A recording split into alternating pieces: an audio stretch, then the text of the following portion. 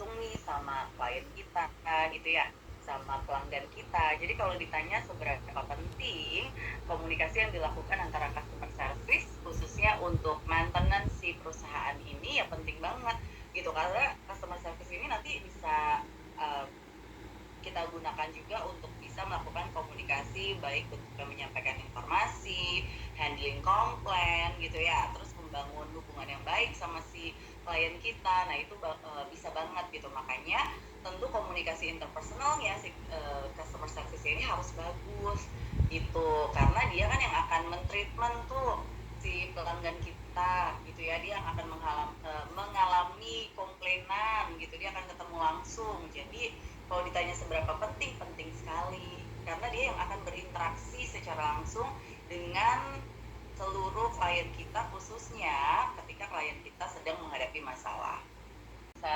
Cara berkomunikasi customer service untuk memberikan pelayanan ya, dan sekaligus untuk handling komplain dari pelanggan. Kalau menurut aku sih cara komunikasinya harus benar-benar bagus gitu. Nah gimana, dengan cara apa? Yang pertama ya, karena dia adalah CS, apalagi di sini dia akan ketemu langsung dengan pelanggan, tentu dia harus menerapkan hal-hal yang memang harus dilakukan dalam proses komunikasi. Seperti apa misalnya, contohnya menjadi pendengar yang baik gitu. Seorang CS harus mau mendengarkan keluh kesah dari pelanggannya gitu ya. Seorang CS harus mau menjadi pendengar yang baik ketika pelanggan itu memberikan apa-apa saja sih sebenarnya yang dia butuhkan gitu kan. Kan kadang-kadang bukan cuma komplain aja ya, mungkin dia mau tanya tentang informasi sesuatu gitu ya, dia mau minta dibantu kan, dicarikan misalnya kebutuhan dia tuh apa gitu kan, otomatis kan kita harus mau dengerin dulu ya gitu. Jadi bukannya kita cepat-cepat berasumsi. Nah menjadi pendengar yang baik itu kan part dari komunikasi juga. Nah selain itu gimana lagi nih cara berkomunikasinya, ya jangan pernah motong pembicaraan ketika sedang melakukan diskusi gitu ya, atau sedang melakukan komunikasi. Terus dia juga harus punya empati yang bagus gitu. Dan yang pasti sih cara berkomunikasinya kalau CS tuh harus solutif ya, jadi dia harus bisa kasih solusi, harus bisa kasih informasi yang baik, tentunya dengan penyampaian yang bagus gitu. Jadi jangan terpancing emosi ya kalau CS.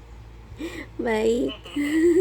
Oke, kira-kira hambatan apa yang suka muncul ya? Biasanya kalau di komunikasi sih, apalagi kalau dua orang atau lebih, itu kan kadang-kadang persepsinya suka beda-beda ya. Jadi emang kemungkinan untuk muncul hambatan tuh possible banget. Nah biasanya munculnya dari apa aja? Nah itu tadi, karena ada dua orang yang berbeda gitu ya, apalagi kadang-kadang orangnya baru kita temuin. Jadi hambatan yang akan muncul itu awalnya itu pasti akan mulai dari perbedaan persepsi yang mungkin akan muncul nih dari kita ataupun dari si pelanggannya gitu. Jadi perbedaan persepsi itu akan menjadi salah satu hambatan yang bisa muncul. Lalu berikutnya emosi ya, yang kita nggak bisa validasi dengan benar, itu juga bisa jadi satu hambatan. Terus juga kurangnya kemampuan untuk bisa menjadi pendengar yang baik, itu juga bisa jadi hambatan ya. Terus juga hambatan yang bisa muncul bisa dari mana lagi, biasanya juga bisa dari bahasa ya kan, karena perbedaan bahasa itu juga bisa jadi hambatan sih menurut aku Baik.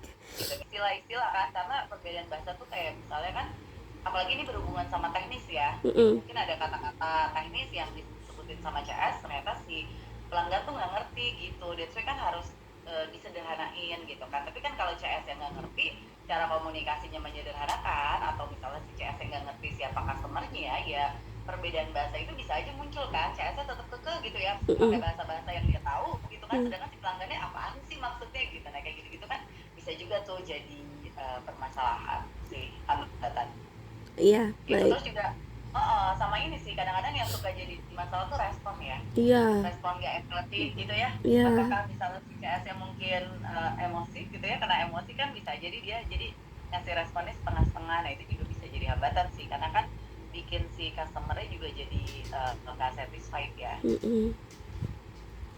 Baik. gitu deh. Baik. Yang paling penting sih sebenarnya gini, basic komunikasi itu kan gimana kita bisa membangun komunikasi yang bagus gitu ya, hubungan yang baik, dan juga akhirnya kita punya persepsi yang sama gitu antara kita dan juga si lawan bicara kita. Nah berarti kira-kira upaya apa yang bisa kita lakukan, ya itu dia hal-hal yang memang bisa membantu untuk bisa membuat komunikasi jadi lancar itu yang nantinya akan kita lakukan. Misalnya apa? Yang pertama, berusaha untuk bisa menjadi pendengar yang baik gitu. Sebagai CS, tentu kita harus bisa memberikan kesempatan pelanggan kita untuk bisa bicara gitu ya. Kita harus kasih kesempatan pelanggan kita untuk menyampaikan keluh kesahnya gitu, tanpa harus menjudge ini dan itu. Kadang-kadang kan CS suka kepancing ya, karena kita kayak mewakili perusahaan gitu kan, jadi kita kayak nggak bisa tuh gitu. Nah itu kan sebenarnya nggak oke gitu ya. Jadi harus benar-benar bisa menjadi pendengar yang baik. Kalau lihat case yang kemarin, kalau kemarin sih bukan CS ya, tapi supervisor kan yang ada di satu brand gitu ya, dia kan kepancing tuh, akhirnya kan jadi ya bumerang juga kan, yang kena malah si perusahaan ya gitu. Segitunya sebenarnya tugas kita cuma tinggal mendengarkan aja gitu, dan berusaha untuk mencari solusi terbaik. Jadi nggak usah ditangkis sih sebenarnya. Yang kedua, kita harus tunjukin empati kita. Jadi kalau misalnya dia kena masalah ya kita jangan kayak nyarahin balik gitu kan, kadang CS kayak ya salah sendiri gitu. Nah itu kan nggak bisa. Di komunikasi kan ada empati, jadi harus dibangun empatinya gitu ya. Kita harus bilang kayak ikut, misalnya dia punya masalah ya oke, saya ikut prihatin ini dengan masalah yang sedang dihadapi sama bapak. Kita akan berusaha untuk bantu semaksimal mungkin gitu ya, terus cari solusinya. Jadi dikeluarin lah jiwa-jiwa empatinya kita, itu penting banget tuh. Terus apalagi nih, ya pasti bahasa juga harus disesuaikan ya dengan customer kita. Kita harus lihat backgroundnya nih gitu, karena kan pasti pelanggan kita bermacam-macam, dari daerah yang macam-macam, dari strata pendidikan juga yang macam-macam, ya otomatis kan bahasa disesuaikan gitu ya, jadi supaya nggak ada miss. Gimana lagi ya, itu tadi emosi harus ditahan-tahan ya. Jadi jangan kepancing emosi kalau CS, karena yang namanya nanganin customer gitu ya, dengan cara ada yang meledak-ledak, mungkin ada yang marah, ada yang ngamuk ya kan ya gitu. Jadi harus bisa sabar-sabar ya gitu. Terus gimana lagi ya, jangan lupa sih untuk komunikasi lebih lancar ya, klarifikasi, follow up itu penting banget sih untuk bisa menunjang supaya nggak ada miskom. Oke. Komplain handlingnya tuh berarti menangani komplain ya Iya, di CS atau gimana maksudnya? iya, cara menangani komplainan dari klien Terus gimana? dikonekin ke komunikasi interpersonal gitu ya. Iya. Oke. Jadi kalau menurut aku sih penanganan keluhan itu erat banget ya hubungannya sama komunikasi interpersonal, karena memang prosesnya melibatkan secara langsung kan antara dua orang atau lebih gitu biasanya, tapi kan skopnya juga tidak besar. Nah justru sebelum dia membesar gitu ya, karena biasanya kan kalau dari komunikasi interpersonal pada saat melakukan complaint handling itu tidak tercipta dengan baik, justru nantinya jadi melebar kan, komunikasi bukan interpersonal lagi, itu bisa jadi komunikasi massa kan, karena dia bisa aja nanti update di Instagram, bisa aja dia update kemana-mana, akhirnya jadi viral, akhirnya jadi meledak. Nah itu kan sebenarnya yang dikhawatirkan gitu ya. Makanya justru masih di step-step awal ini, di komunikasi interpersonal ini kita benar-benar harus jaga banget. Nah untuk itu kemampuan komunikasi interpersonal kayak tadi nih, menjadi pendengar yang baik ya, terus kita juga bisa mendengarkan secara aktif, kita bisa bangun kepercayaan dengan pelanggan kita, itu benar-benar mesti dilatih banget nih itu secara komunikasinya ya sama si CS. Makanya untuk bisa memberikan pelayanan, bukan cuma kita kasih pelayanannya aja ya, tapi bagaimana sih kita melakukan komunikasi, dan yang paling penting adalah membangun hubungan yang baik nih sama pelanggan pada saat penyampaian dan juga penyelesaian proses dari keluhan tersebut. Itu yang paling penting, paling utama. Jadi bukan cuma kita harus cari ya udah deh yang penting masalahnya selesai gitu ya, nggak gitu, tapi adalah bagaimana nih pada saat proses itu terjadinya supaya akhirnya bisa selesai. Nah itu sebenarnya yang harus lebih disiapkan ya gitu. Makanya dia kan connect tuh bagaimana complaint handling bisa connecting ke interpersonal gitu, karena pada saat melakukan complaint handling itu ada proses komunikasi interpersonal yang memang harus benar-benar dilakukan secara baik gitu. Dilakukan secara baiknya gimana ya, tadi itu menjadi pendengar yang baik, menggunakan empati kita, menjelaskan dengan informatif gitu, berusaha mencari solusi. Nah pada saat itulah harus benar-benar dilakukan secara maksimal gitu deh. Baik. Kalau menurut aku sih ya karena kan ini juga perusahaannya masih startup ya, Ya. berkembang gitu, jadi kan pasti kalau misalnya di runut pasti nih perusahaannya jarang bikin training gitu ya, karena kan masih belum prioritas buat dia gitu. Tapi kan nggak ada salahnya kalau misalnya nanti skripsi ini kan bisa jadi bahan masukan juga buat dia gitu kan. Jadi kalau menurut aku sih salah satu yang mungkin bisa kita berikan saran adalah berarti kita bisa bikin pelatihan komunikasi secara berkala gitu ya, khususnya adalah buat teman-teman yang ada di CS gitu. Jadi teman-teman yang ada di CS nanti bisa lebih efektif untuk handling customer-nya, bisa lebih efektif menjalankan tugasnya sebagai seorang CS dan tahu gimana sih cara komunikasi yang tepat. Nah, pelatihan ini bisa dilakukan secara berkala gitu. Jadi si CS ini nggak cuma otodidak aja tahu kayak ngapain sih tugas dia, oh ya handling komplain misalnya, dia tahu apa sih tugasnya dia, oh ya kasih informasi, tapi kan dia harus in detail tahu gimana sih cara kasih informasinya, gimana sih kalau ketemu sama